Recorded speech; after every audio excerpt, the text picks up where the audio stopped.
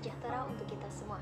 Perkenalkan, saya Dilara Ayu, NIM 19042051. Pada kesempatan kali ini akan mempresentasikan terkait dengan konsep perkembangan dan peran teknologi informasi dan komunikasi atau ICT dalam sektor publik terkait dengan perkembangan teknologi informasi dan komunikasi atau ICT.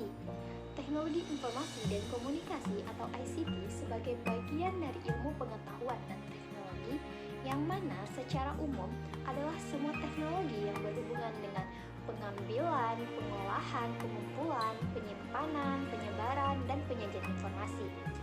Teknologi informasi dan komunikasi adalah teknologi yang memproses atau mengolah dan memproduksi informasi serta menyebarluaskannya dan juga mempublikasikannya seperti komunikasi media. Kita ketahui bahwasanya pelayanan publik di berbagai negara maju telah mengandalkan teknologi komunikasi dan informasi. Sistem layanannya dikenal dengan e-government yang bertujuan untuk menciptakan tata kelola pemerintahan yang baik, bersifat transparan, akuntabel, dan bebas dari yang namanya korupsi. Adanya e-government diharapkan pelaksanaan pemerintah akan berjalan lebih efisien dikarenakan koordinasi pemerintah dapat dilakukan melalui pemanfaatan dari teknologi informasi tersebut. Baik, pembahasan selanjutnya terkait dengan jenis-jenis layanan e-government. Yang pertama, Government to Citizen atau G2C, mencakup penyebaran informasi kepada masyarakat, layanan dasar masyarakat seperti pembaruan surat izin, pemesanan akta kelahiran dan juga akta kematian, pernikahan, dan juga pembayaran pajak pendapatan, yang mana nantinya akan mampu untuk membantu masyarakat untuk layanan dasar seperti pendidikan, kesehatan, informasi rumah sakit, perpustakaan, dan lain-lain. Yang kedua adalah Government to Business atau G2B, meliputi berbagai pertukaran layanan antara pemerintah dengan komunitas bisnis, termasuk penyebaran kebijakan, peringatan, aturan, dan juga undang-undang. Dan yang ketiga adalah Government to Employ atau G2E, meliputi layanan G2C serta layanan khusus yang mencakup pegawai pemerintah seperti syarat pelatihan dan pengembangan sumber daya manusia atau SDM-nya. Dan yang keempat adalah Government to Government atau G2G, merupakan transaksi antara pemerintah pusat dengan pemerintah daerah dan antar departemen serta perwakilan dan biro terkait.